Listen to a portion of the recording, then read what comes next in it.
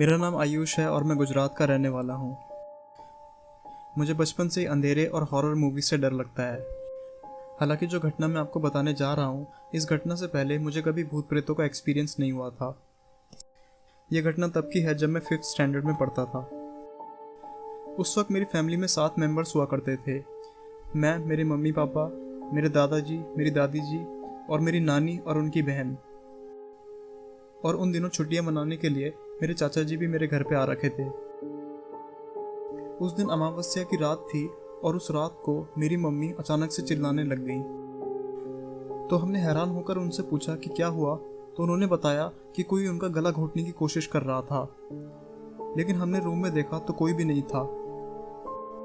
मेरे पापा भूत प्रेत में विश्वास नहीं करते थे, तो उन्होंने कहा कि जरूर उन्होंने कोई बुरा सपना देखा होगा या फिर उन्हें कोई भ्रम हुआ होगा। लेकिन फिर ये चीज़ हर रात को होने लग गई। हर रात को मेरी मम्मी अचानक से चीखने लगती और फिर जब हम जाकर देखते तो वो फिर से वही बात बताती।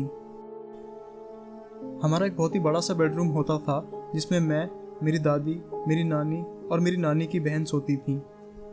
वो रूम इतना बड़ा था कि उस रूम में कभी कभार मेरे मम्मी और पापा भी सो जाते थे। तो हर रात को मेरी मम्मी चिल्लाती और फिर जैसे ही हम लाइट जलाकर देखते तो हर चीज़ नॉर्मल दिखाई देती और वहाँ पर कोई भी नहीं दिखाई देता था। फिर ये चीज़ करीब 3-4 दिन तक चलती रही और अब तक हम मान चुके थे कि ज़रूर मेरी मम्मी पर कोई बुरी आत्मा आ गई है। तो मेरे चाचा जी एक हनुमान जी का लॉकेट लेकर आए और उन्होंने मम्मी को वो पहनने के लिए कहा और मम्मी ने उसे पहन लिया। उसके बाद लग रहा था कि सब कुछ ठीक हो गया। अब उन्होंने रात को चिल्लाना बंद कर दिया था। लेकिन फिर अमावस्या से एक दिन पहले रात को मम्मी ने फिर से बहुत ज़ोर से चीखना शुरू कर दिया और इस बार वो बहुत तेज़ चिल्ला रही थी। हमने हड़बड़ाकर लाइट जलाकर देखा तो हमेशा की तरह वहाँ पर कुछ भी अजीब नहीं था। और फिर मेरी मम्मी पूरी रात रोती रही क्योंकि वो बहुत डर गई थी। तो अगले दिन हमने फैसला किया कि हम सब मम्मी के साथ उसी बेडरूम में सोएंगे। और फिर मेरी मम्मी ने ये सुझाव भी दिया कि हमें उस रात को बेडरूम की लाइट्स ऑन रखनी चाहिए। हम सबको ये आइडिया ठीक लगा तो हमने ऐसा ही किया। तो हम सब उस रात को मम्मी के रूम में लाइट्स ऑन रख के सो गए। तो रात को करीब 1:15 बजे के आसपास मम्मी ने फिर से चीखना शुरू कर दिया। उनकी चीखें सुनकर हम सब हड़बड़ा कर उठे और हमने जो देखा उसे याद करके आज भी मेरे रोंगटे खड़े हो जाते हैं। हमने देखा कि मेरे पापा मेरी मम्मी का गला दबा रहे थे और जैसे ही उन्होंने नोटिस किया कि हम सब उनकी तरफ देख रहे हैं और मम्मी को बचाने के लिए उन पर झपटने वाले हैं, तो वैसे ही वो पीछे हट गए और वो कहने लगे कि मम्मी की गर्दन पर कुछ अजीब सा लगा हुआ था, लेकिन वो रंगे हाथ पकड़े गए थे। मेरे चाचा जी ने भी ये कंफर्म किया कि पापा पर कोई प्रेत आत्मा आ रखी है और उन्होंने उनसे सवाल करना शुरू कर दिया। उन्होंने पापा से पूछा कि तुम कौन हो, तुम कहाँ से आए हो और तुम जो भी हो तुमने मेरे भाई को क्यों चुना है। मैं डर के मारे अपनी दादी के पीछे से झांक रहा था और उनकी बातें कांपते हुए सुन रहा था और सर्दियां होने के बावजूद भी डर के मारे मेरे पसीने छूट रहे थे। मेरे पापा ने इनमें से किसी भी सवाल का जवाब नहीं दिया। वो बस ये कहे जा रहे थे कि तुम सब मुझे अजीब तरीके से क्यों देख रहे हो। और उसके बाद उन्होंने अपना नाम भी बताया जिससे कि हमें थोड़ी शांति मिली। और वो हमेशा की तरह हम सबको डांटने लग गए कि तुम सब लोग अपने अंधविश्वास की वजह से पागल हो गए हो और मुझ पर शक कर रहे हो। और फिर वो बार बार हमसे कह रहे थे कि हम उन्हें तंग ना करें और उन्हें चुपचाप सोने दें। वो कह रहे थे कि कुछ भी अजीब नहीं हुआ है। और फिर हमेशा की तरह उन्होंने अपनी कड़क आवाज़ में कहा कि चलो चलो सब लोग अपने बिस्तर पर जाओ और सो जाओ। हालांकि हम सब लोग कंफ्यूज थे। अभी थोड़ी देर पहले वो मम्मी का गला घोटने की कोशिश कर रहे थे और अब बिल्कुल नॉर्मल बिहेव कर रहे थे। और अब सचमुच उन्हें देखकर ऐसा लग रहा था कि वो बिल्कुल नॉर्मल हैं और उन पर कोई भी प्रेतात्मा वगैरह नहीं है। तो हमें भी ऐसा लगा कि शायद सचमुच वो मम्मी की गर्दन से कुछ हटाने की कोशिश कर रहे होंगे और हम वापस अपने अपने बेड पर सोने के लिए चले गए। हालांकि मुझे मम्मी की चिंता हो रही थी क्योंकि अब उनमें इतनी ताकत नहीं थी कि वो एक और हमले को सह सकें। वो अपने आप को बेडशीट में छुपा रही थी और डर के मारे कांप रही थी और धीरे धीरे रो भी रही थी। तभी अचानक मेरे चाचा जी जोर से चिल्लाए कि आज रात कोई नहीं सोएगा। हम सब ने खड़े होकर देखा तो उनका चेहरा गुस्से से लाल हो रखा था, जैसे कि उन्हें कोई अधूरा काम पूरा करना रह गया हो। फिर उन्होंने मेरे पापा से वही सवाल करने शुरू कर दिए कि तुम कौन हो, कहाँ से आए हो। और फिर ऐसा तब तक चलते रहा जब तक वो दोनों एक दूसरे पर चिल्लाने लग गए।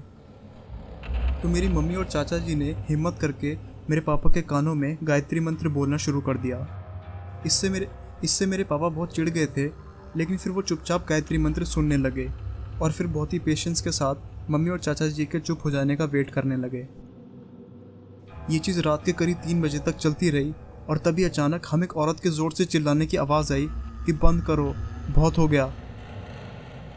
ये आवाज़ सुनते ही हम सब हैरान हो गए। हमने चौंक कर देखा तो मेरे पापा एक छोटी बच्ची की तरह बैठकर खिलखिला रहे थे, जैसे छोटी लड़कियां करती हैं। ये देखकर मेरे चाचा जी बिल्कुल भी नहीं रुके और वो गायत्री मंत्र पढ़ते गए। मेरे पापा बहुत ही गुस्से से मम्मी को देख रहे थे और फिर उन्होंने उनसे छोटी सी लड़की की आवाज़ में पूछा कि मैंने तुम्हारा क्या बिगाड़ा है?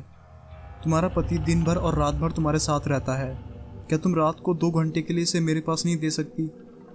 ये सुनकर पूरे कमरे में सन्नाटा छा गया।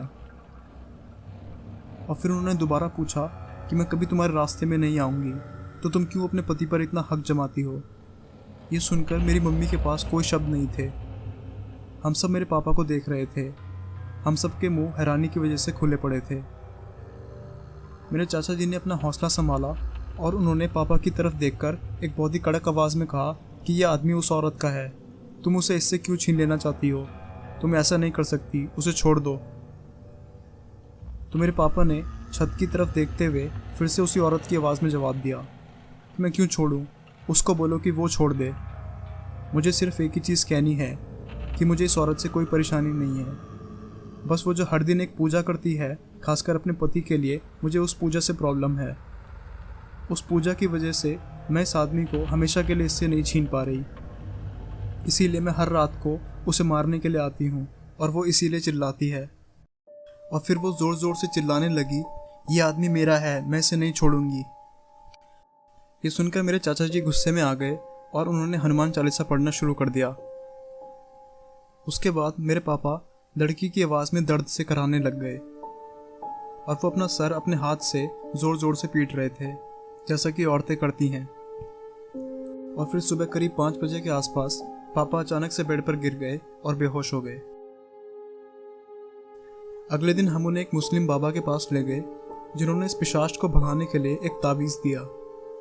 उन्होंने कहा कि ये एक रक्त पिशाचनी थी और हम पापा को उनके पास बिल्कुल सही टाइम पर ले आए हैं, क्योंकि पूर्णिमा के दिन ही पाई जाती है और अगर इन्हें लाने में एक दिन की देरी भी हमने की होती तो वो पूरे ही उसके कंट्रोल में चले जाते। फिर उसके बाद हम पापा को घर ले आए और हमने उन्हें सुला दिया। फिर उनकी नींद अगले दिन दोपहर को खुली और वो नींद खुलते ही अचानक से अपने बेड से उठे और घर के वरांडे की तरफ भागे और वो कह रहे थे कि नहीं, मैं इस बार बिल्कुल नहीं आऊँगा और तुम चली जाओ। लेकिन हमें तो घर के आगे कोई भी नहीं दिखाई दे रहा था। तो जैसे वो वापस आए तो हमने उनसे पूछा कि क्या हुआ। तो उन्होंने बताया कि जैसा कि हम लोग जानते हैं कि वो एक टीचर हैं और घर जाकर बच्चों को ट्यूशन्स पढ़ाते हैं, तो ऐसे ही एक दिन सुबह 5 बजे वो अपनी एक ट्यूशन क्लास देने के लिए रोड पर ड्राइव करके सेंटर पर जा रहे थे।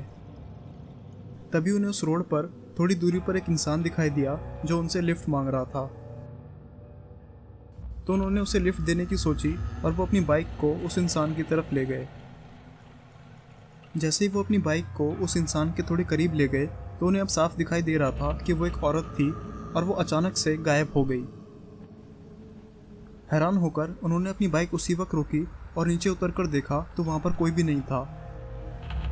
तो उन्हें लगा कि शायद उनको कोई भ्रम हुआ होगा, क्योंकि वो पिछली रात को ठीक से सोए भी नहीं थे और वो अपनी बाइक स्टार्ट करके अपने सेंटर पर चले गए। लेकिन उस दिन के बाद से उन्हें रोज़ सपने आने लगे कि वो औरत उन्हें रोज़ कहीं न कहीं अपने साथ ले जाती थी, कभी कब्रिस्तान, कभी शमशान घाट, जहाँ पर बिल्कुल अंधेरा होता था, और वो उनको वहाँ पर मरे हुए शवों को खाने के लिए कहती थी और वो खुद भी उनको खाती थी। उन्होंने कभी भी इन सपनों पर ज़्यादा ध्यान नहीं दिया, क्योंकि उनको हमेशा ऐसा लगता था कि ये सिर्फ सपने और भ्रम है। लेकिन आज वो औरत फिर उन्हें बुला रही थी, लेकिन उन्होंने मना कर दिया और वो चली गई। तो हमने उनसे पूछा कि वो कैसी दिखती थी, तो उन्होंने बताया कि उन्होंने कभी उस औरत का चेहरा नहीं देखा था, क्योंकि उसका चेहरा हमेशा बालों से ढका हुआ रहता था और वो बाल उसके घुटनों तक आते थे। और वो औरत हमेशा काली साड़ी और काली चूड़ियाँ पहने हुए होती थी। इस घटना के बाद मैं बुरी तरह डर गया था और ये मेरा भूत प्रेतों के साथ पहला एनकाउंटर था।